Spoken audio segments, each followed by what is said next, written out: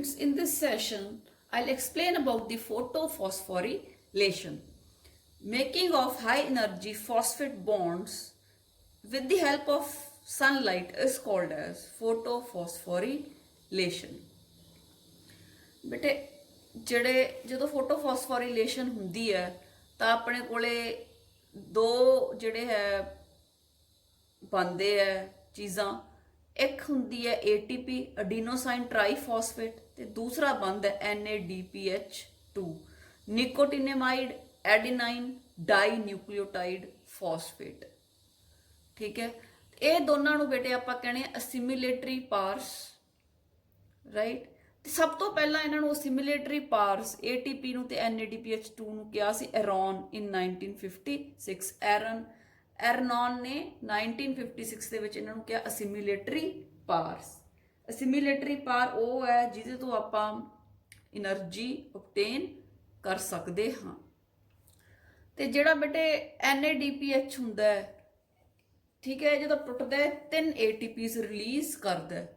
ਸੋ ਇਹ ਕਿ ਇਹ ਉਸ ਤੋਂ ਵੀ ਜ਼ਿਆਦਾ ਹਾਈ એનર્ਜੀ ਵਾਲਾ ਜਿਹੜਾ ਮੋਲੀਕਿਊਲ ਹੁੰਦਾ ਹੈ। ਜਦੋਂ ਬੇਟੇ ਆਪਾਂ ਕਰਦੇ ਆਂ ਵੀ ਜਿਹੜੀ ਆਪਾਂ ਕਰਦੇ ਆਂ ਵੀ mitochondria is called the power house of the cell, ਉੱਥੇ ਆਪਾਂ ਕਿਹਾ ਵੀ ATP ਬਣਦੀ ਹੈ ਮਾਈਟੋਕੌਂਡਰੀਆ ਦੇ ਵਿੱਚ ਡਿਊਰਿੰਗ ਰੈਸਪੀਰੇਸ਼ਨ। ਠੀਕ ਹੈ, ਰੈਸਪਾਇਰੇਸ਼ਨ ਹੁੰਦੀ ਹੈ ਜਦੋਂ ਤਾਂ ATP ਬਣਦੀ ਹੈ ਮਾਈਟੋਕੌਂਡਰੀਆ ਦੇ ਵਿੱਚ। ਉਹਨੂੰ ਬੇਟੇ ਕਹਿੰਦੇ ਆ ਆਕਸੀਡੇਟਿਵ ਫਾਸਫੋਰੀਲੇਸ਼ਨ, ਆਕਸੀਡੇਟਿਵ ਫਾਸਫੋਰੀਲੇਸ਼ਨ। ਪਰ ਜਿਹੜੀ ਪਲਾਂਟਸ ਦੇ ਵਿੱਚ ਹੋ ਰਹੀ ਹੈ ਲਾਈਟ ਦੀ ਹੈਲਪ ਨਾਲ ATP ਬਣ ਰਹੀ ਹੈ, ਇਹਨੂੰ ਕਹਿੰਦੇ ਆ ਫੋਟੋਫਾਸਫੋਰੀਲੇਸ਼ਨ। ਤਾਂ ਅਸਿਮਿਲੇਟਰੀ ਪਾਵਰਸ ਬਣਦੇ ਆ ਬੇਟੇ, ਤੇ ਇਹਨਾਂ ਅਸਿਮਿਲੇਟਰੀ ਪਾਵਰਸ ਨੂੰ ਆਪਾਂ ਯੂਜ਼ ਕਰਕੇ ਅੱਗੇ ਇਹਨਾਂ ਦੀ ਅਸਿਮਿਲੇਸ਼ਨ ਹੁੰਦੀ ਹੈ। ਸਿਮਿਲੇਸ਼ਨ ਮਤਲਬ ਵੀ ਕਾਰਬਨ ਦੇ ਵਿੱਚ ਬੌਂਡਸ ਬਣ ਜਾਂਦੇ ਆ ਤੇ ਫੂਡ ਬਣ ਜਾਂਦਾ ਇਨ ਦੀ farm of glucose, in the farm of glucose. ਜਿਹੜੀ ਫਾਸਫੋਰੀਲੇਸ਼ਨ ਹੁੰਦੀ ਹੈ ਬੇਟੇ ਇਹ ਦੋ ਤਰ੍ਹਾਂ ਦੀ ਹੁੰਦੀ ਹੈ, ਸਾਈਕਲਿਕ ਐਂਡ ਨਾਨ ਸਾਈਕਲਿਕ ਫੋਟੋਫਾਸਫੋਰੀਲੇਸ਼ਨ। ਸਾਈਕਲਿਕ ਬਾਰੇ ਮੈਂ ਤੁਹਾਨੂੰ ਦੱਸਿਆ ਸੀ, ਜਿੱਥੋਂ ਇਲੈਕਟ੍ਰੋਨ ਨਿਕਲਿਆ ਵਾਪਸ ਮੁੜ ਕੇ ਫਿਰ ਉੱਥੇ, ਮੁੜ ਕੇ ਫਿਰ ਉੱਥੇ। ਨਾਨ ਸਾਈਕਲਿਕ ਦੇ ਵਿੱਚ ਦੁਬਾਰਾ ਉੱਥੇ ਵਾਪਸ ਨਹੀਂ ਆਊਗਾ। ਨਾਨ ਸਾਈਕਲਿਕ ਦੇ ਵਿੱਚ ਮੈਂ ਤੁਹਾਨੂੰ ਦੱਸਿਆ ਸੀ ਇੱਥੋਂ ਰਿਲੀਜ਼ ਹੋ ਰਿਹਾ, ਠੀਕ ਹੈ, ਇਸ ਤਰ੍ਹਾਂ ਗਿਆ, ਇਸ ਤਰ੍ਹਾਂ ਗਿਆ, ਇਸ ਤਰ੍ਹਾਂ ਗਿਆ, ਰਾਈਟ। ਤਾਂ ਇੱਕ ਤਰ੍ਹਾਂ ਦਾ Z ਬਣ ਜਾਂਦਾ ਹੈ।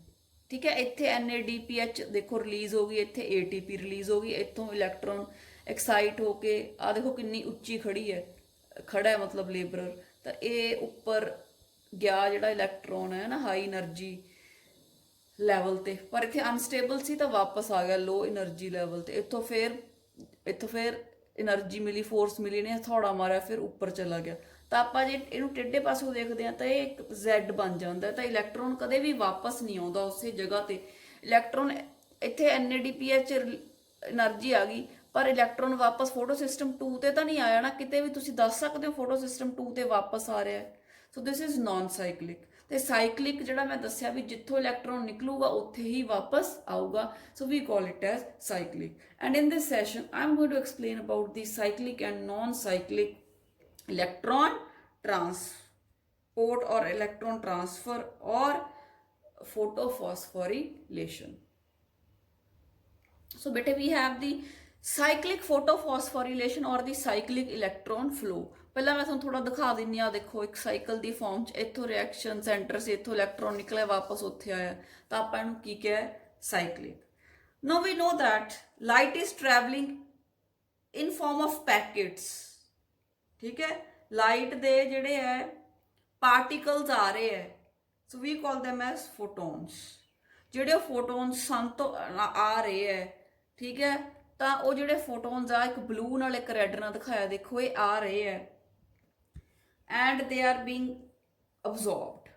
ਠੀਕ ਹੈ, ਆ ਜਿਹੜਾ ਬੇਟੇ ਆ ਜਿਹੜਾ ਮੈਂ ਇੱਥੇ ਆ ਸੈਂਟਰ ਦੇ ਵਿੱਚ ਦਿਖਾਇਆ ਹੈ, ਠੀਕ ਹੈ, ਦਿਸ is the reaction centre, this is chlorophyll A।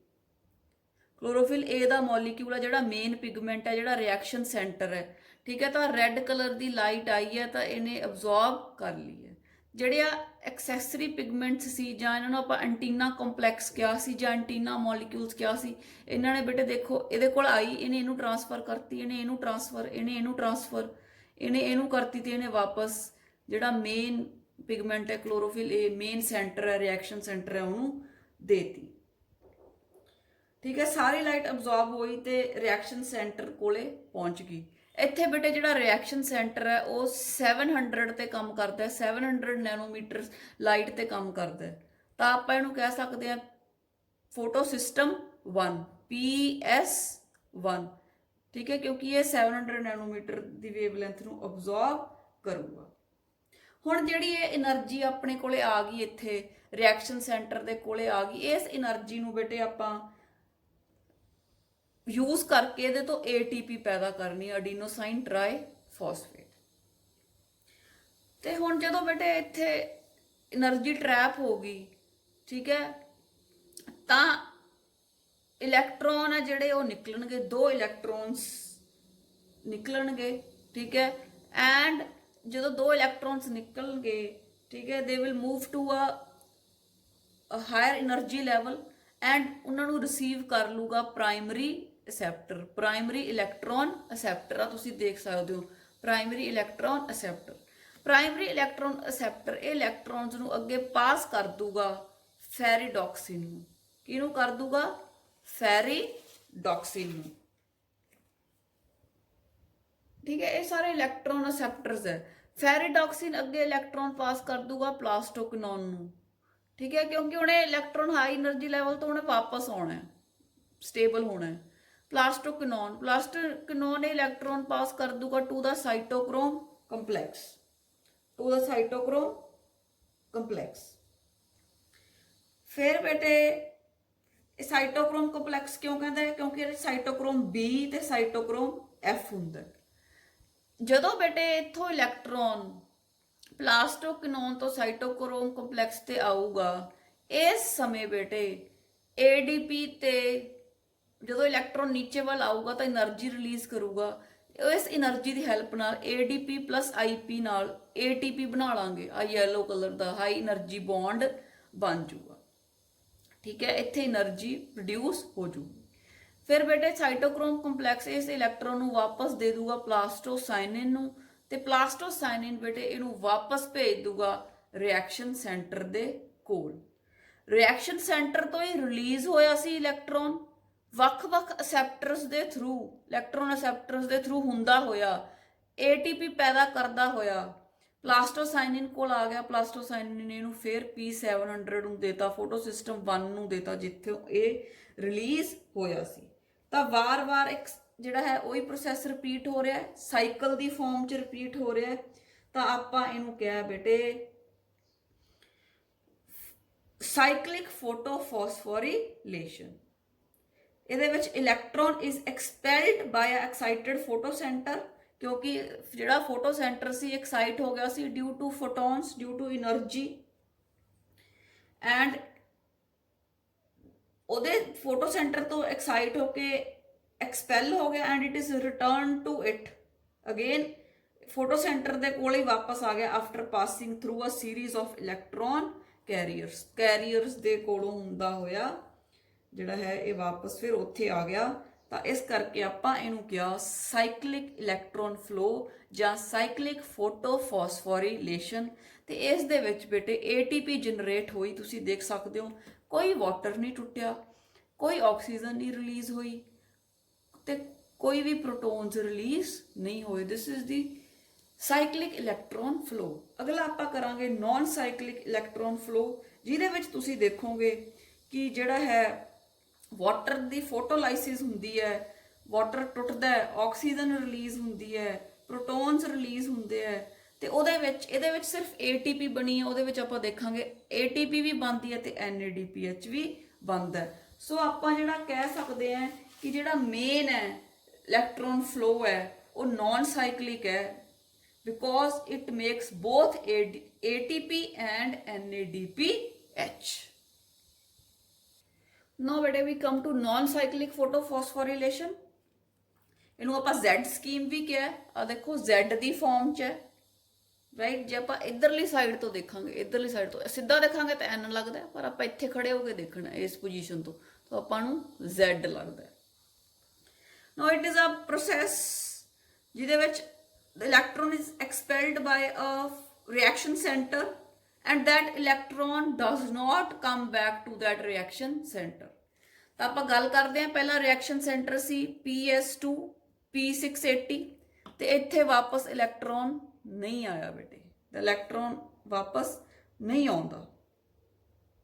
ਤੇ ਇਸ ਜਿਹੜਾ ਨਾਨ ਸਾਈਕਲਿਕ ਫੋਟੋਫਾਸਫੋਰਿਲੇਸ਼ਨ ਹੈ ਇਹਦੇ ਵਿੱਚ ਦੋਨੋਂ ਫੋਟੋ ਸਿਸਟਮਸ ਇਨਵੋਲਵ ਹੁੰਦੇ ਆ। ਜਿਹੜਾ ਸਾਈਕਲਿਕ ਸੀ ਉਹ ਚ ਆਪਾਂ ਦੇਖਿਆ ਸਿਰਫ PS1 P700 ਇਨਵੋਲਵ ਸੀ, ਇਹਦੇ ਵਿੱਚ P680 ਵੀ ਤੇ P700 ਵੀ ਦੋਨੋਂ ਫੋਟੋ ਸਿਸਟਮਸ ਇਨਵੋਲਵ ਹੈ। ਉਹਦੇ ਵਿੱਚ ਵਾਟਰ ਨਹੀਂ ਟੁੱਟਦਾ ਸੀ, ਇਹਦੇ ਵਿੱਚ ਵਾਟਰ ਟੁੱਟੂਗਾ। ਉਹਦੇ ਵਿੱਚ ਸਿਰਫ ATP ਬਣੀ ਸੀ, ਇਹਦੇ ਵਿੱਚ NADPH2 ਵੀ ਬਣਦਾ ਹੈ। ਕੀ ਹੁੰਦਾ ਬੇਟੇ, ਜਦੋਂ ਸਨਲਾਈਟ ਪੈਂਦੀ ਹੈ ਤੇ ਜਿਹੜੇ ਰਿਐਕਸ਼ਨ ਸੈਂਟਰ ਉਹਨੂੰ ਟਰੈਪ ਕਰ ਲੈਂਦੇ ਆ, ਤਾਂ ਵਾਟਰ ਦਾ ਜਿਹੜਾ ਮੋਲੀਕਿਊਲ ਹੈ ਉਹ ਟੁੱਟ ਜਾਂਦਾ ਹੈ, ਉਹਨੂੰ ਆਪਾਂ ਕਹਿੰਦੇ ਆ ਫੋਟੋਲਾਈਸਿਸ। ਠੀਕ ਹੈ, ਉੱਥੇ ਮੈਂਗਨੀਜ਼ ਆਇਨਸ ਹੁੰਦੇ ਆ, ਕੈਲਸ਼ੀਅਮ ਤੇ ਕਲੋਰੀਨ ਜਿਹੜਾ ਪਿਆ ਹੁੰਦਾ ਹੈ। ਇਹਨਾਂ ਦੀ ਪ੍ਰੈਜ਼ੈਂਸ 'ਚ ਵਾਟਰ ਟੁੱਟ ਜਾਂਦਾ ਹੈ ਇਨਟੂ ਆਕਸੀਜਨ, ਨਾਲ ਰਿਲੀਜ਼ ਹੋ ਜਾਂਦੇ ਆ 2 ਪ੍ਰੋਟੋਨਸ ਪਲੱਸ 2 ਇਲੈਕਟ੍ਰੋਨਸ। ਹੁਣ ਇਹ ਇਲੈਕਟ੍ਰੋਨ ਨੇ એનર્ਜੀ ਲੈ ਲਈ ਵਾਟਰ ਤੋਂ, ਐਕਸਾਈਟ ਹੋ ਗਿਆ, P680 ਕੋਲੇ ਪਹੁੰਚ ਗਿਆ। ਹੁਣ ਇਹ ਐਕਸਾਈਟਡ ਹੈ, it will jump to a higher energy level. Higher energy level ਤੇ ਜੰਪ ਕਰ ਗਿਆ, ਇਹਨੂੰ ਪ੍ਰਾਇਮਰੀ ਅਸੈਪਟਰ ਨੇ ਜਿਹੜਾ ਫੀਓਫਾਈਟਿਨ ਹੈ ਇੱਥੇ, ਉਹਨੇ ਇਹਨੂੰ ਅਸੈਪਟ ਕਰ ਲਿਆ, ਇਹਨੂੰ ਪਕੜ ਲਿਆ। ਹੁਣ ਇਲੈਕਟ੍ਰੋਨ ਹਾਇਰ ਲੈਵਲ ਤੇ ਆਪਾਂ ਨੂੰ ਪਤਾ ਹੈ ਹਾਇਰ એનર્ਜੀ ਲੈਵਲ ਤੇ ਅਨਸਟੇਬਲ ਹੈ ਤੇ ਹਮੇਸ਼ਾ ਨੀਚੇ ਆਉਣਾ ਚਾਹੂਗਾ।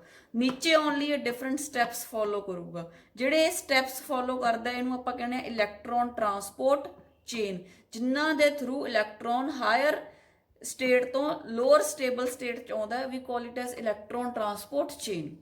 ਇਹਦੇ ਵਿੱਚ ਡਿਫਰੈਂਟ ਇਲੈਕਟ੍ਰੋਨ ਅਸੈਪਟਰਸ ਹੁੰਦੇ ਆ। ਪ੍ਰਾਇਮਰੀ ਅਸੈਪਟਰ ਤੋਂ ਇਲੈਕਟ੍ਰੋਨ ਅਸੈਪਟ ਕਰ ਲੈਂਦਾ ਪਲਾਸਟੋਕਨੋਨ, ਪਲਾਸਟੋਕਨੋਨ ਅੱਗੇ ਦੇ ਦਿੰਦਾ ਸਾਈਟੋਕ੍ਰੋਮ ਕੰਪਲੈਕਸ ਨੂੰ। ਜਦੋਂ ਬੇਟੇ ਸਾਈਟੋਕ੍ਰੋਮ ਕੰਪਲੈਕਸ ਤੋਂ ਪਲਾਸਟੋਸਾਈਨਿਨ ਵੱਲ ਇਲੈਕਟ੍ਰੋਨ ਜਾਂਦਾ, ਉਸ ਸਮੇਂ ਇਹ એનર્ਜੀ ਰਿਲੀਜ਼ ਹੁੰਦੀ ਹੈ। ADP ਤੇ IP ਨੂੰ ਜੁੜ ਕੇ high energy molecule ATP release ਹੋ ਜਾਂਦਾ ਹੈ ਤੇ ਜਿਹੜਾ ਇਲੈਕਟ੍ਰੋਨ ਹੈ ਇਹ ਪਹੁੰਚ ਜਾਂਦਾ ਹੈ P700 ਕੋਲ, ਫੋਟੋ ਸਿਸਟਮ 1 ਕੋਲ। ਇੱਥੇ ਫਿਰ ਜਦੋਂ ਸਨਲਾਈਟ ਪੈਂਦੀ ਹੈ P700 ਤੇ, ਤਾਂ ਬੇਟੇ ਇਹ ਫਿਰ ਇਲੈਕਟ੍ਰੋਨ ਐਕਸਾਈਟ ਹੋ ਜਾਂਦਾ ਹੈ ਤੇ ਪਹੁੰਚ ਜਾਂਦਾ ਹੈ ਪ੍ਰਾਇਮਰੀ ਅਸੈਪਟਰ ਕੋਲੇ, ਜਿਹਨੂੰ ਆਪਾਂ ਇੱਥੇ ਕਹਿੰਦੇ ਆ ਕਲੋਰੋਫਿਲ X।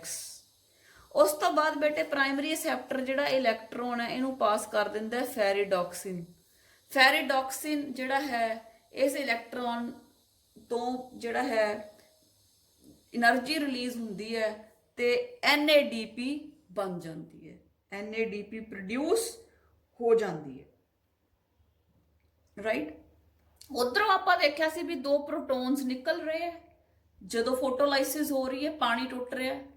ਇੱਕ ਐਂਜ਼ਾਈਮ ਹੈ NADP ਰਿਡਕਟੇਜ਼, ਐਂਜ਼ਾਈਮ ਹੈ NADP ਰਿਡਕਟੇਜ਼। ਇਹ ਕੀ ਕਰਦਾ ਹੈ, ਜਿਹੜੇ ਪ੍ਰੋਟੋਨਸ ਹੁੰਦੇ ਆ 2 ਉਹਨਾਂ ਨੂੰ NADPH ਨਾਲ ਜੋੜ ਦਿੰਦਾ ਹੈ ਤੇ ਬਣ ਜਾਂਦਾ NADPH2। ਕੀ ਬਣ ਜਾਂਦਾ ਹੈ NADPH2। ਤਾਂ ਆਪਾਂ ਦੇਖਦੇ ਹਾਂ ਇੱਥੇ 2 ਤਰੀਕਿਆਂ 'ਚ એનર્ਜੀ ਰਿਲੀਜ਼ ਹੋਈ, ਇੱਕ NADPH2 ਤੇ ਇੱਕ ATP। ਤੇ ਇਲੈਕਟ੍ਰੋਨ ਕਦੇ ਵੀ ਵਾਪਸ ਰਿਐਕਸ਼ਨ ਸੈਂਟਰ ਜਿਹੜਾ P680 ਸੀ ਉਹਦੇ ਕੋਲ ਕਦੇ ਵੀ ਵਾਪਸ ਨਹੀਂ ਆਇਆ। ਤਾਂ this is called Z scheme ਔਰ ਨॉन ਸਾਈਕਲਿਕ ਇਲੈਕਟ੍ਰੋਨ ਫਲੋ। ਆਈ ਹੋਪ ਦੋਨਾਂ ਦਾ ਡਿਫਰੈਂਸ ਸਮਝ ਆ ਗਿਆ ਤੁਹਾਨੂੰ, ਸਾਈਕਲਿਕ ਦਾ ਤੇ ਨॉन ਸਾਈਕਲਿਕ ਦਾ। ਸਾਈਕਲਿਕ ਦਾ ਰਿਐਕਸ਼ਨ ਸੈਂਟਰ ਕੋਲੇ ਫਿਰ ਵਾਪਸ ਰਿਐਕਸ਼ਨ ਸੈਂਟਰ ਤੋਂ ਇਲੈਕਟ੍ਰੋਨ ਨਿਕਲਦਾ ਫਿਰ ਉਹਦੇ ਕੋਲੇ ਵਾਪਸ ਆ ਜਾਂਦਾ, ਇਹਦੇ ਵਿੱਚ ਨਹੀਂ ਆਉਂਦਾ। ਸਾਈਕਲਿਕ ਦੇ ਵਿੱਚ ਓਨਲੀ ਇੱਕ ਫੋਟੋ ਸਿਸਟਮ ਇਨਵੋਲਵ ਸੀ P700, ਇਹਦੇ ਵਿੱਚ P680 ਵੀ P700। ਸਾਈਕਲਿਕ ਫੋਟੋਫਾਸਫੋਰਿਲੇਸ਼ਨ ਦੇ ਵਿੱਚ ਸਿਰਫ ATP ਰਿਲੀਜ਼ ਹੋਈ, ਨॉन ਸਾਈਕਲਿਕ ਫੋਟੋਫਾਸਫੋਰਿਲੇਸ਼ਨ ਦੇ ਵਿੱਚ ATP ਵੀ ਰਿਲੀਜ਼ ਹੋਈ ਤੇ NADPH2 ਵੀ ਰਿਲੀਜ਼ ਹੋਇਆ। ਤਾਂ ਬੇਟੇ ਹੁੰਦਾ ਕੀ ਹੈ, ਠੀਕ ਹੈ, ਪਹਿਲਾਂ ਸਪਲਿਟਿੰਗ ਆਫ ਵਾਟਰ ਮੋਲੀਕਿਊਲ ਹੋ ਜਾਂਦਾ ਹੈ। ਆਪਾਂ ਦੇਖ ਲਿਆ water into hydrogen ions and in the presence of sunlight and chlorophyll, ਇਹਨੂੰ ਆਪਾਂ ਕਹਤਾ ਫੋਟੋਲਾਈਸਿਸ। ਜਿਹੜੀ ਫੋਟੋਲਾਈਸਿਸ ਹੋ ਗਈ ਆਪਾਂ ਨੂੰ 3 ਤਰੀਕਿਆਂ 'ਚ ਹੈਲਪ ਕਰੂਗੀ। ਸਭ ਤੋਂ ਪਹਿਲਾਂ ਜਿਹੜਾ ਇਲੈਕਟ੍ਰੋਨ ਹੈ ਉਹਨੂੰ ਇੱਥੇ ਭੇਜ ਦੂਗੀ P680 ਕੋਲੇ, ਫਿਰ ਫੋਟੋਲਾਈਸਿਸ ਦੀ ਹੈਲਪ ਨਾਲ ਹੀ ਆਕਸੀਜਨ ਇਨਵੋਲਵ ਹੁੰਦੀ ਹੈ, ਤੇ ਫੋਟੋਲਾਈਸਿਸ ਦੀ ਹੈਲਪ ਨਾਲ ਹੀ ਪ੍ਰੋਟੋਨਸ ਜਿਹੜੇ ਹੈ ਉਹ ਰਿਲੀਜ਼ ਹੁੰਦੇ ਆ, ਜਿਨ੍ਹਾਂ ਤੋਂ ਆਪਾਂ ਨੂੰ NADPH2 ਮਿਲਣੀ ਹੁੰਦੀ ਹੈ। ਜਿਹੜੀ ਫੋਟੋਲਾਈਸਿਸ ਹੈ ਇਹ ਹਮੇਸ਼ਾ ਮੈਂਗਨੀਜ਼, ਕਲੋਰੀਨ ਤੇ ਕੈਲਸ਼ੀਅਮ ਆਇਨ ਦੀ ਪ੍ਰੈਜ਼ੈਂਸ 'ਚ ਹੁੰਦੀ ਹੈ। ਤੇ ਪ੍ਰੋਟੋਨਸ ਨੂੰ NADPH2 ਬਣਾਉਣ 'ਚ ਹੈਲਪ ਕਰਦਾ ਹੈ ਐਂਜ਼ਾਈਮ NADP ਰਿਡਕਟੇਸ। ਫਿਰ ਬੇਟੇ ਜਦੋਂ ਫੋਟੋਨਸ ਪੈਂਦੇ ਆ P680 ਤੇ ਤਾਂ ਇਹ ਜਿਹੜਾ ਹੈ ਇਹ ਕਲੋਰੋਫਿਲ ਮੋਲੀਕਿਊਲਸ ਹੈ, ਅਬਾਊਟ 230 ਕਲੋਰੋਫਿਲ ਮੋਲੀਕਿਊਲਸ ਪਏ ਹੈ, ਹੋਰ ਕੈਰੋਟੀਨੋਇਡਸ ਪਏ ਆ, ਠੀਕ ਹੈ, ਜਿਨ੍ਹਾਂ ਨੂੰ ਆਪਾਂ ਐਂਟੀਨਾ ਕਲੋਰੋਫਿਲ ਕਿਹਾ ਹੈ।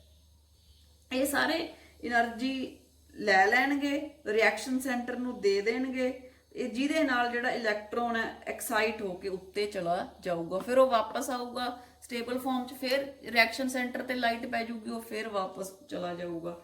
ਤਾਂ ਇਹ ਹੈਗਾ ਬੇਟੇ ਸਾਈਕਲਿਕ ਐਂਡ ਨਾਨ ਸਾਈਕਲਿਕ ਫੋਟੋਫਾਸਫੋਰੀਲੇਸ਼ਨ। ਸਟੂਡੈਂਟਸ ਫਿਰ ਮੈਂ ਇੱਕ ਹੋਰ ਡਾਇਗਰਾਮ ਦਿਖਾ ਰਹੀ ਹਾਂ ਤਾਂ ਕਿ ਹੋਰ ਚੰਗੀ ਤਰ੍ਹਾਂ ਪ੍ਰੋਸੈਸ ਨੂੰ ਸਮਝਿਆ ਜਾ ਸਕੇ। ਇਹ ਸਮਝਣਾ ਬਹੁਤ ਜ਼ਰੂਰੀ ਹੈ ਕਿ ਜਿਹੜਾ ਫਾਸਫੋਰੀਲੇਸ਼ਨ ਜਿਹੜਾ ਪ੍ਰੋਸੈਸ ਹੈ ਉਹ ਥੈਲਾਕੋਇਡ ਦੀ ਮੈਂਬਰੇਨ ਦੇ ਵਿੱਚ ਹੋ ਰਿਹਾ ਹੈ।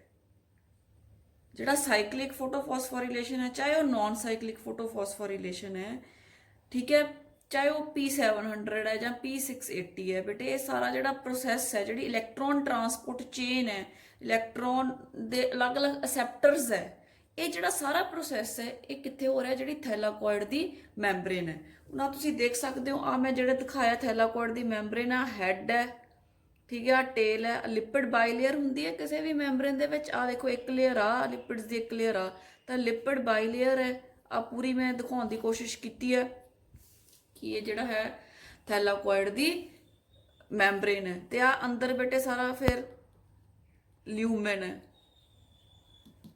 ਰਾਈਟ, ਤੇ ਆ ਸਟ੍ਰੋਮਾ ਜਿਵੇਂ ਆਪਾਂ ਕਹਿ ਸਕਦੇ ਹਾਂ, ਆ ਚੀਜ਼ ਹੈ ਨਾ, these are the thylakoids। ਆਪਾਂ ਇਹਦੀ ਗੱਲ ਕਰ ਰਹੇ ਹਾਂ ਜਿਹੜੀ ਇਹਦੀ ਉਤਲੀ ਮੈਂਬਰੇਨ ਹੈ, ਠੀਕ ਹੈ। ਆ ਸਾਰਾ ਜਿਹੜਾ ਹੈ ਸਿਸਟਮ ਹੈ ਇਹ ਇੱਥੇ ਪਿਆ, ਤੇ ਅੰਦਰ ਕੀ ਹੈ ਇਹਦੇ ਸਟ੍ਰੋਮਾ ਫਲੂਇਡ ਮੈਟ੍ਰਿਕਸ ਭਰਿਆ। ਤਾਂ ਦੋਨੋਂ ਹੀ ਸਾਈਕਲਿਕ ਵੀ ਨਾਨ ਸਾਈਕਲਿਕ ਵੀ ਇਸ ਤਰ੍ਹਾਂ ਥੈਲਾਕੋਇਡ ਦੀ ਮੈਂਬਰੇਨ ਦੇ ਵਿੱਚ ਹੁੰਦੇ ਆ। ਮੈਂ ਐਕਸਪਲੇਨ ਕਰਨ ਲਈ ਇੱਥੇ ਜਿਹੜਾ ਹੈ ਸਾਈਕਲਿਕ ਇਲੈਕਟ੍ਰੋਨ ਟਰਾਂਸਪੋਰਟ ਚੇਨ ਲਈ ਆ। ਦੇਖੋ ਬੇਟੇ ਆ ਜਿਹੜੀ ਥੈਲਾਕੋਇਡ ਮੈਂਬਰੇਨ ਦੇ ਵਿੱਚ ਫੋਟੋ ਸਿਸਟਮ 1 ਪਿਆ ਸੀ, ਮਤਲਬ P700 ਸੀ। ਇਹਦੇ ਤੇ ਬੇਟੇ ਲਾਈਟ એનર્ਜੀ ਫਾਲ ਕੀਤੀ, ਫੋਟੋਨਸ ਆਏ, ਇਲੈਕਟ੍ਰੋਨ ਐਕਸਾਈਟ ਹੋਇਆ, ਫੈਰਿਡੋਕਸਿਨ FD ਇਹਨੇ ਇਲੈਕਟ੍ਰੋਨ ਲੈ ਲਿਆ, ਠੀਕ ਹੈ, ਇਹਨੇ ਇਲੈਕਟ੍ਰੋਨ ਟਰਾਂਸਪੋਰਟ ਕਰਾਤਾ ਅੱਗੇ ਸਾਈਟੋਕ੍ਰੋਮ B6F ਕੰਪਲੈਕਸ ਨੂੰ, ਠੀਕ ਹੈ, ਇਹਨੂੰ ਫਿਰ ਕਿਹਨੂੰ ਦੇਤਾ, ਪਲਾਸਟੋਸਾਈਨਿਨ ਨੂੰ, ਤੇ ਪਲਾਸਟੋਸਾਈਨਿਨ ਨੇ ਫਿਰ ਦੇਤਾ ਫੋਟੋ ਸਿਸਟਮ 1 ਨੂੰ। ਤਾਂ ਇੱਕ ਸਾਈਕਲ ਬਣਿਆ, ਇਸ ਕਰਕੇ ਇਹਨੂੰ ਆਪਾਂ ਸਾਈਕਲਿਕ ਫੋਟੋਫਾਸਫੋਰੀਲੇਸ਼ਨ ਕਹਿੰਦੇ ਆ। ਤੇ ਜਿੰਨੀ ਵੀ ਇਲੈਕਟ੍ਰੋਨ ਟਰਾਂਸਪੋਰਟ ਹੈ ਜਿਹੜੀ ਹੋ ਰਹੀ ਹੈ, ਇਲੈਕਟ੍ਰੋਨ ਦੀ ਮੂਵਮੈਂਟ ਹੋ ਰਹੀ ਹੈ, ਸਾਰੀ ਥੈਲਾਕੋਇਡ ਦੀ ਮੈਂਬਰੇਨ ਦੇ ਵਿੱਚ ਹੋ ਰਹੀ ਹੈ। ਤੇ ਆ ਤੁਸੀਂ ਦੇਖ ਸਕਦੇ ਹੋ ਕਿ ADP ਤੇ PI ਨੂੰ ਯੂਜ਼ ਕਰਕੇ, ਠੀਕ ਹੈ, ਅਡੀਨੋਸਾਈਨ ਟ੍ਰਾਈਫਾਸਫੇਟ ਬਣ ਗਿਆ, ਜਿਹੜੀ ਇਨ ਦੀ ਫਾਰਮ ਆਫ એનર્ਜੀ ਜਿਹੜੀ ਰਿਲੀਜ਼ ਹੋ ਜਾਣੀ ਹੈ, ਤੇ ਇਸ એનર્ਜੀ ਨੂੰ ਆਪਾਂ ਅੱਗੇ ਕਾਰਬੋਹਾਈਡਰੇਟਸ ਜਾਂ ਸ਼ੂਗਰ ਬਣਾਉਣ ਦੇ ਵਿੱਚ ਯੂਜ਼ ਕਰਾਂਗੇ। ਤੇ ਜਿਹੜੇ ਪ੍ਰੋਟੋਨਸ ਹੈ ਤੁਸੀਂ ਦੇਖ ਸਕਦੇ ਹੋ ਕਿ ਇੱਕ ਪਾਸੇ ਮੈਂਬਰੇਨ ਦੇ ਇਹਨਾਂ ਦਾ ਜਿਹੜਾ ਹੈ ਇਹ ਜ਼ਿਆਦਾ ਪਏ ਹੈ, ਤੇ ਦੂਸਰੇ ਪਾਸੇ ਜਿਹੜੀ ਹੈ ਘੱਟ ਪਈ ਹੈ, ਠੀਕ ਹੈ। ਤਾਂ ਦਿਸ ਇਜ਼ ਹਾਊ ਕਿਵੇਂ ਮੈਂਬਰੇਨ ਦੇ ਵਿੱਚ ਇਹ ਸਾਰਾ ਇਲੈਕਟ੍ਰੋਨ ਟਰਾਂਸਪੋਰਟ ਸਿਸਟਮ ਚੱਲਦਾ ਹੈ। ਸਟੂਡੈਂਟਸ ਜਿਹੜਾ ਸਾਈਕਲਿਕ ਤੇ ਨਾਨ ਸਾਈਕਲਿਕ ਫੋਟੋਫਾਸਫੋਰੀਲੇਸ਼ਨ ਆਪਾਂ ਡਿਸਕਸ ਕੀਤਾ, ਆਪਾਂ ਕਿਹਾ ਕਿ ਇਹ ਲਾਈਟ ਦੀ ਪ੍ਰੈਜ਼ੈਂਸ 'ਚ ਹੁੰਦਾ, ਤਾਂ ਆਪਾਂ ਨੂੰ ਕਿਹਾ ਲਾਈਟ ਰਿਐਕਸ਼ਨ। ਤੇ ਇਹਦੇ ਤੋਂ ਬੇਟੇ ਦੋ ਤਰ੍ਹਾਂ ਦੇ ਜਿਹੜੇ ਲਾਈਟ ਰਿਐਕਸ਼ਨਸ ਹੈ ਆਪਾਂ ਨੂੰ ਪਤਾ ਲੱਗ ਗਿਆ ਵੀ ਜਦੋਂ ਲਾਈਟ ਰਿਐਕਸ਼ਨ ਹੁੰਦਾ ਤਾਂ ਇਲੈਕਟ੍ਰੋਨ ਦੇ ਦੋ ਰੂਟਸ ਹੋ ਸਕਦੇ ਆ ਫਲੋ ਕਰਨ ਦੇ, ਇੱਕ ਨਾਨ ਸਾਈਕਲਿਕ ਤੇ ਇੱਕ ਸਾਈਕਲਿਕ, ਠੀਕ ਹੈ। ਨਾਨ ਸਾਈਕਲਿਕ ਦੇ ਵਿੱਚ ਆਪਾਂ ਨੂੰ ਐਂਡ ਤੇ दो तरह की एनर्जी मिलती है, ATP एंड NADPH2, तो cyclic they which only ATP is released. इन्नी चीज़ आपां नूं पता है। And NADPH2 and ATP are called the assimilatory pairs because they are going to help in the assimilation. Assimilation is carbon the carbon ਦੇ ਨਾਲ ਜੁੜਨਾ। 6 carbon ਜੋੜਨੇ ਆਪਾਂ ਫਿਰ C6 ਗਲੂਕੋਜ਼ ਵਾਲਾ C6 ਬਣੇਗਾ। that is called as assimilation। ਤੇ ਇਹ energy ਦਿੰਦੀਆਂ ਤਾਂ they are called as assimilatory pairs, ATP and NADPH2। so ਬੇਟੇ now I want to give you the overview of the light reaction ਕਿ ਕਿਵੇਂ energy ਜਿਹੜੀ ਹੈ ਪ੍ਰੋਡਿਊਸ ਹੁੰਦੀ ਹੈ ਤੇ ਕਿਵੇਂ ਉਹਨੂੰ ਅੱਗੇ ਆਪਾਂ ਯੂਜ਼ ਕਰ ਸਕਦੇ ਹਾਂ। ठीक है, where are the ATP and NADPH2 which are produced, where are they used, ਜਿਹੜੇ ਲਾਈਟ ਰਿਐਕਸ਼ਨ ਦੇ ਵਿੱਚ એનર્ਜੀ ਪ੍ਰੋਡਿਊਸ ਹੋਗੀ, where is it used, ਅੱਗੇ ਆਪਾਂ ਇਹ ਡਿਸਕਸ ਕਰਨਾ ਹੈ। ਪਹਿਲਾਂ ਆਪਾਂ એનર્ਜੀ ਪ੍ਰੋਡਕਸ਼ਨ ਡਿਸਕਸ ਕਰ ਲਈਏ light reaction the. Let me explain about this. ਹੁਣ ਬੇਟੇ ਜਦੋਂ ਪਹਿਲਾਂ ਆਪਾਂ ਨॉन ਸਾਈਕਲਿਕ ਇਲੈਕਟ੍ਰੋਨ ਟਰਾਂਸਪੋਰਟ ਸਿਸਟਮ ਦੀ ਗੱਲ ਕਰਦੇ ਹਾਂ ਤਾਂ ਕੀ ਆਪਾਂ ਦੇਖਿਆ ਕਿ ਜਦੋਂ ਜਿਹੜਾ ਹੈ ਨॉन ਸਾਈਕਲਿਕ ਇਲੈਕਟ੍ਰੋਨ ਟਰਾਂਸਪੋਰਟ ਸਿਸਟਮ ਹੁੰਦਾ ਹੈ ਤਾਂ ਇੱਕ ATP ਤੇ 2 NADPH2 ਦੇ ਮੋਲੀਕਿਊਲਸ ਬਣਦੇ। ਠੀਕ ਹੈ ਸਟੂਡੈਂਟਸ, ਆਪਾਂ ਦੇਖ ਸਕਦੇ ਹਾਂ ਜਦੋਂ ਆ ਇਲੈਕਟ੍ਰੋਨ ਟਰਾਂਸਪੋਰਟ ਚੇਨ ਦੇ ਵਿੱਚ ਇਲੈਕਟ੍ਰੋਨ ਮੂਵ ਕਰਦਾ ਤਾਂ ਇੱਥੇ ਇੱਕ ATP ਪ੍ਰੋਡਿਊਸ ਹੁੰਦੀ ਹੈ ਤੇ ਇੱਧਰ ਬੇਟੇ 2 NADPH ਪ੍ਰੋਡਿਊਸ ਹੁੰਦੇ ਆ।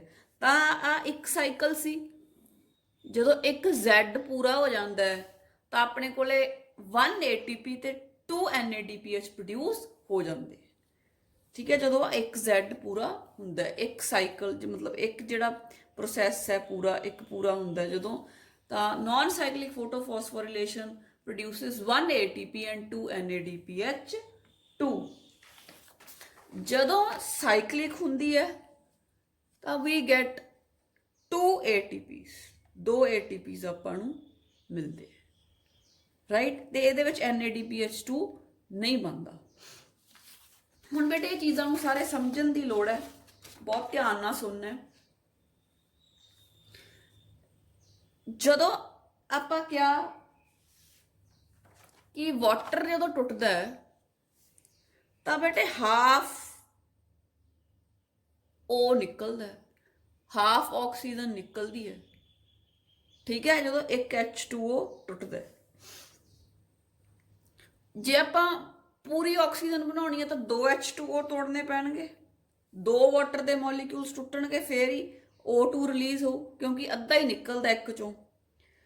ਤੇ ਜੇ ਆਪਾਂ ਕਹਿੰਦੇ 2 ਆਕਸੀਜਨ ਇਨਵੋਲਵ ਹੁੰਦੇ ਆ ਤਾਂ ਕਿਵੇਂ ਨਿਕਲਣਗੇ? ਜੇ 4 ਵਾਟਰ ਦੇ molecules ਟੁੱਟਣਗੇ। 4 molecule of water are photolyzed and 1 O2 is released। ठीक है, फिर O2 है ਜਿਹੜੀ ਰਿਲੀਜ਼ ਹੁੰਦੀ ਹੈ। ਠੀਕ ਹੈ, ਕਿਉਂਕਿ ਹਾਫ O ਹੀ ਨਿਕਲ ਰਿਹਾ ਹੈ ਤੇ ਆਪਾਂ ਨੂੰ ਚਾਹੀਦਾ ਪੂਰਾ O2। 4 ਮੋਲੀਕਿਊਲਸ ਵਾਟਰ ਦੇ ਤੋੜਨੇ ਪੈਂਦੇ ਆ ਫਿਰ ਆਕਸੀਜਨ ਜਿਹੜਾ ਉਹ ਰਿਲੀਜ਼ ਹੁੰਦਾ, ਆਪਾਂ ਨੂੰ O2 ਚਾਹੀਦਾ। ਠੀਕ ਹੈ, 2 ਵਾਟਰ ਮੋਲੀਕਿਊਲਸ ਤੋਂ ਬਣ ਜੂਗਾ O ਅੱਧਾ ਤੇ ਅੱਧਾ, ਇੱਕ O, ਫਿਰ 2 ਦੂਜੇ ਅੱਧਾ ਤੇ ਅੱਧਾ, ਫਿਰ ਇੱਕ O, ਤੇ ਕਿੰਨੇ ਹੋ ਗਏ? 2 ਆਕਸੀਜਨ ਰਾਈਟ। ਜਦੋਂ ਆਪਾਂ ਗਲੂਕੋਜ਼ ਪ੍ਰੋਡਿਊਸ ਕਰਦੇ ਆ ਬੇਟੇ ਤਾਂ ਆਪਾਂ ਨੂੰ 6 ਕਾਰਬਨ ਮੋਲੀਕਿਊਲਸ ਚਾਹੀਦੇ, C6 ਫਿਰ ਹੀ ਬਣੂਗਾ। For glucose production we need 6 carbon molecules right. ਜਦੋਂ ਇੱਕ ਸਾਈਕਲ ਹੁੰਦਾ ਹੈ ਤਾਂ ਬੇਟੇ ਇੱਕ ਕਾਰਬਨ ਬਣਦੀ ਹੈ, ਇੱਕ ਕਾਰਬਨ ਰਿਲੀਜ਼ ਹੁੰਦੀ ਹੈ ਰਾਈਟ। ਇੱਕ ਸਾਈਕਲ ਦੇ ਵਿੱਚ ਇੱਕ ਕਾਰਬਨ ਰਿਲੀਜ਼ ਹੁੰਦੀ ਹੈ। ਆਪਾਂ ਨੂੰ ਕਿੰਨੀਆਂ ਚਾਹੀਦੀਆਂ? 6। ਤਾਂ ਆਪਾਂ ਨੂੰ 6 ਸਾਈਕਲ ਕਰਾਉਣੇ ਪੈਣਗੇ। 6 ਵਾਰੀ ਆਪਾਂ ਨੂੰ ਇੱਥੋਂ ਇਲੈਕਟ੍ਰੋਨ ਨੂੰ ਭਿਉਣਾ ਪਊਗਾ 6 ਵਾਰ। ਠੀਕ ਹੈ, ਫਿਰ ਆਪਣੇ ਕੋਲੇ 6 ਕਾਰਬਨ ਹੈ ਜਿਹੜੇ ਉਹ ਮਿਲਣਗੇ। ਤਾਂ ਹੁਣ ਆਪਾਂ ਦੇਖਦੇ ਹਾਂ ਜਦੋਂ 6 ਵਾਰ Z ਸਕੀਮ ਹੋ ਜਾਂਦੀ ਹੈ, ਮਤਲਬ ਨॉन ਸਾਈਕਲਿਕ ਫੋਟੋਫੋਸਫੋਰਿਲੇਸ਼ਨ ਹੋ ਜਾਂਦੀ ਹੈ 6 ਵਾਰ, ਤਾਂ ਇੱਕ ਵਾਰ ਚ ਆਪਾਂ ਨੂੰ ਕੀ ਮਿਲਦਾ? 2 NADPH2 ਤੇ 6 ਵਾਰੀਆਂ 'ਚ ਕਿੰਨੇ ਮਿਲ ਗਏ 12। ਇੱਕ ਸਾਈਕਲ ਦੇ ਵਿੱਚ ਆਪਾਂ ਨੂੰ 1 ATP ਮਿਲਦੀ ਹੈ, 6 ਸਾਈਕਲਸ ਦੇ ਵਿੱਚ ਆਪਾਂ ਨੂੰ ਕਿੰਨੀਆਂ ਮਿਲ ਜਾਣਗੀਆਂ 6 ATPs। ਹੁਣ ਆ ਜਾਓ ਸਾਈਕਲਿਕ ਇਲੈਕਟ੍ਰੋਨ ਟਰਾਂਸਪੋਰਟ ਸਿਸਟਮ ਤੇ ਜਾਂ ਸਾਈਕਲਿਕ ਫੋਟੋਫਾਸਫੋਰੀਲੇਸ਼ਨ ਤੇ। ਇੱਕ ਇੱਕ ਦੇ ਵਿੱਚ ਆਪਾਂ ਨੂੰ 2 ATPs ਮਿਲਦੀਆਂ ਸੀ ਤੇ 6 ਦੇ ਵਿੱਚ ਕਿੰਨੀਆਂ ਮਿਲਣਗੀਆਂ 12। ਹੁਣ ਆਪਾਂ ਦੇਖ ਲੈਨੇ ਆਪਣੇ ਕੋਲ 12 NADPH2 ਹੈ, 6 ਤੇ 12 18 ATPs ਹੈ, ਰਾਈਟ। ਜਿਹੜਾ 1 NADPH2 ਹੈ it is equal to 3 ATPs। ਇੱਕ NADPH ਟੁੱਟੂਗਾ 3 ATPs ਰਿਲੀਜ਼ ਹੋਣਗੇ। ਤਾਂ ਆਪਾਂ ਸਾਰੀ એનર્ਜੀ ਨੂੰ ATPs ਦੇ ਫਾਰਮ 'ਚ ਕੱਢ ਲੈਂਦੇ ਆ ਤਾਂ ਆਪਣੇ ਕੋਲੇ ਕਿੰਨੀਆਂ ATPs ਆ ਜਾਣਗੀਆਂ 54।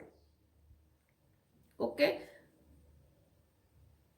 12 NADPH2 ਸੀ, ਆਪਾਂ 12 into 3 ਕਰ ਲਾਂਗੇ,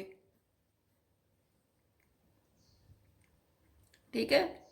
36 आ गई ATPs प्लस 18 है 36 NADPH तो बन गए ATPs, 18 अपने को आ है।